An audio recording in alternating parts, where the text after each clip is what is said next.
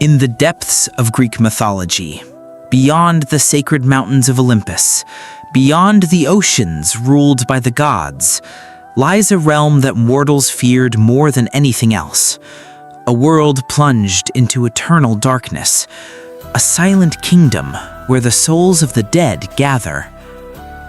And upon this throne of shadows reigns a deity as powerful as he is misunderstood, Hades, king of the underworld, keeper of the realm of the dead, a figure shrouded in mystery for thousands of years. But contrary to what many imagine today, Hades was not the god of evil. He was not a demon. His role was far more complex. In this new Chronicle of Shadows, we will explore his origins, uncover the myths that surround him, understand the cult devoted to him, and see why his influence still shapes our culture today.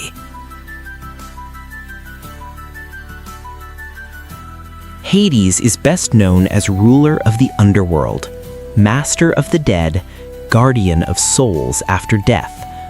According to Greek belief, when mortals left the world of the living, their journey inevitably led them to his realm. But his authority didn't end there, because Hades was also linked to the hidden riches beneath the earth, precious metals, rare stones, buried treasure, even the fertility of the soil itself. Everything that came from the depths of the earth fell under his influence. This is why he was sometimes called Pluton, a name meaning literally the wealthy one. His most famous symbols are the cornucopia, his royal scepter, and Cerberus, the massive multi-headed hound tasked with guarding the gates of the underworld. And yet, despite his importance, Hades appears relatively rarely in ancient tales. There's a simple reason for that.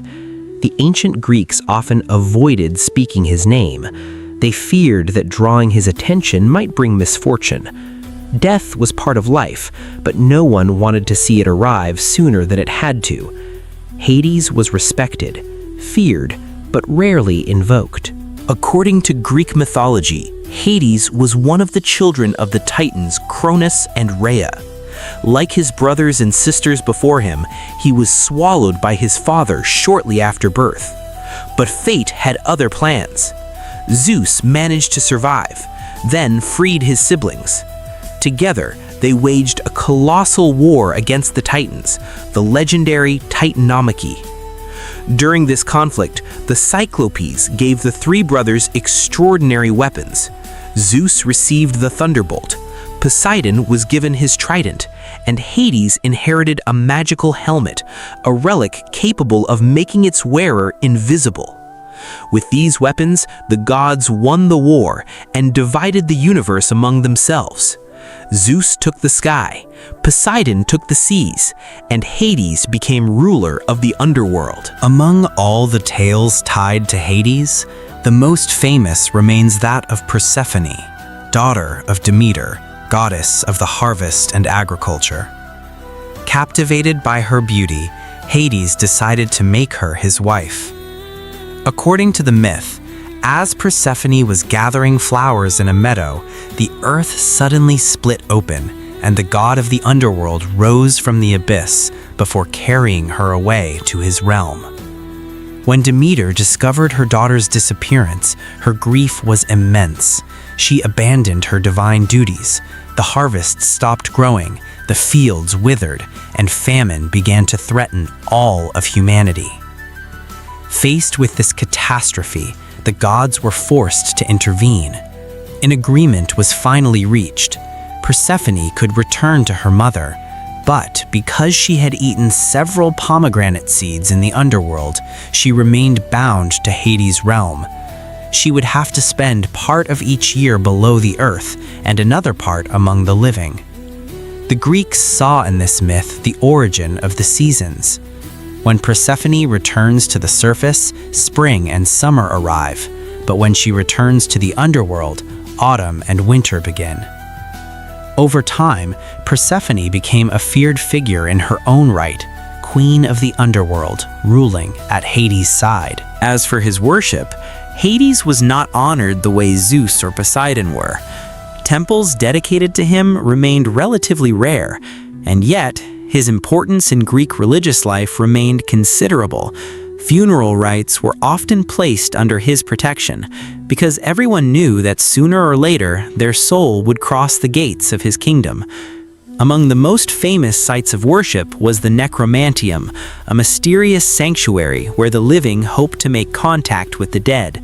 Visitors performed various rituals there, prayers, offerings, and sometimes even sacrifices, in hopes of receiving answers from beyond. The Greeks did not consider Hades fundamentally evil. He simply embodied an inevitable reality, death, a passage that no one could escape. Even today, the king of the underworld continues to fascinate the modern world. We find him in films, TV series, comic books, and video games. Very often, he's portrayed as a villain, an image popularized largely by modern adaptations of mythology. You can see this in works like Hercules, Clash of the Titans, or Percy Jackson in The Lightning Thief. And yet, this portrayal is far from faithful to the ancient tales. In Greek legend, Hades is above all a sovereign, a guardian, master of a realm that even the gods respected, a mysterious figure, powerful, and far more nuanced than his reputation suggests. And so ends this chronicle of shadows dedicated to Hades, the silent king of the depths, guardian of souls, one of the most fascinating figures in all of Greek mythology. For millennia, his name has inspired fear, respect, and imagination. Even today, the gates of his kingdom continue to open in legends, in novels, in films, and in video games. Because as long as humanity questions the mystery of death, the shadow of Hades will continue to reign. Thank you for following this new Chronicle of Shadows, and until next time, to explore together a new mystery drawn from the darkness